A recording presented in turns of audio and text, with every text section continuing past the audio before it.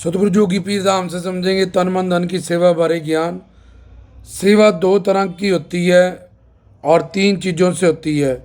एक सेवा जिसमें हम अपनी खुशी चाहते हैं, अपनी खुशी के अनुसार जो सेवा करते हैं। दूसरा अपने जो सेवी हैं, जिसमें कि भगवान सतगुरु, पूर्ण सतगुरु और भगवान के अवतार आते हैं। ये तीनों काल माया से परे हैं, सत्य हैं, अवतारी हैं।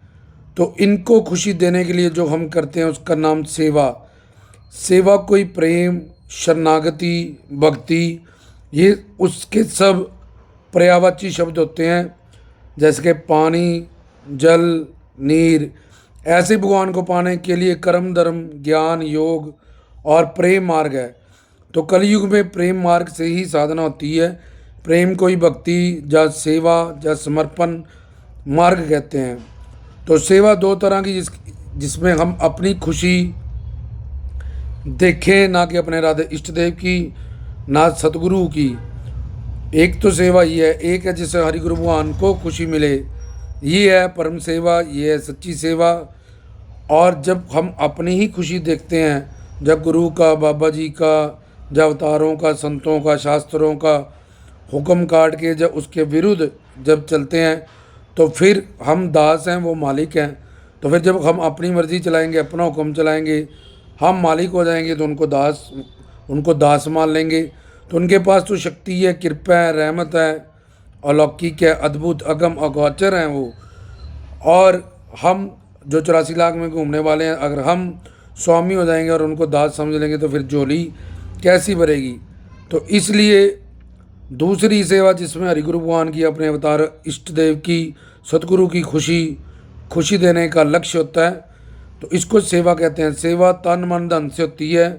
तीनों चीज़ें तीनों से करो, नहीं तो धन से करेंगे तो भगवान ने ये धरती, आकाश, पानी, जल, ये शरीर हमारा माँ के पेट में हमें सब कुछ फ्री में दिया है।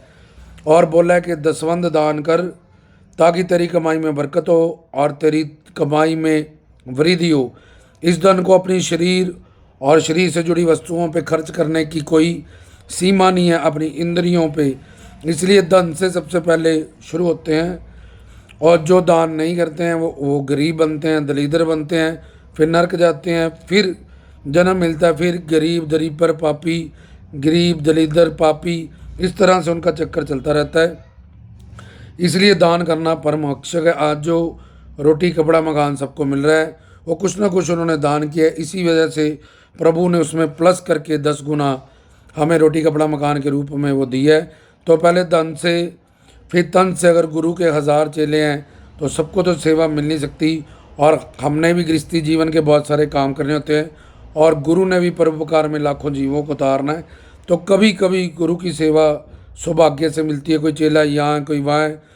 तो दूसरा गुरु के दरबार, और तीसरी धाम की सेवा, गुरु की सेवा, ये तीनों एक बराबर है। गुरु हमें जो दरबार बना के देता है, जब गुरु से जुड़ू, गुरु प्यारी सात संगतों की सेवा।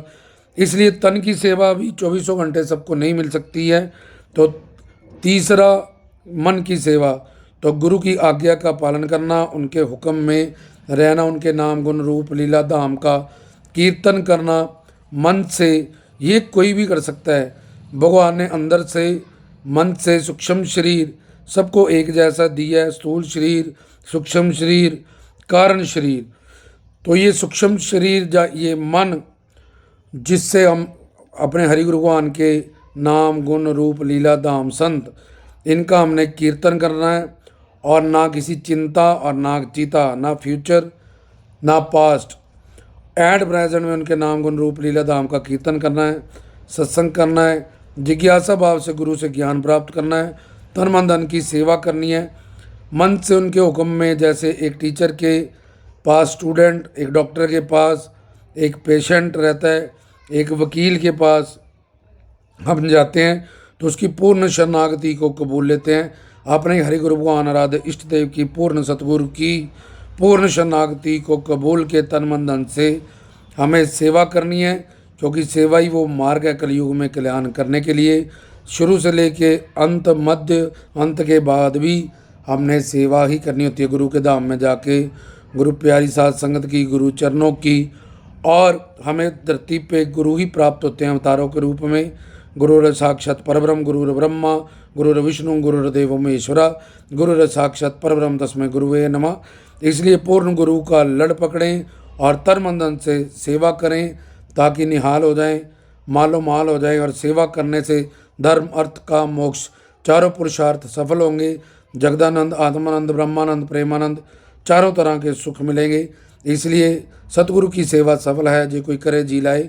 पवित्र गुरबाणी में भी लिखा है, जो भी गुरु की सेवा अपने आराध्य इष्ट देव की अवतारों संतों की सेवा करता है उसका पार उतारा होता है, वो निहाल होता है, मालो माल होता है। जय श्री सतगुरु जो की वीरधाम।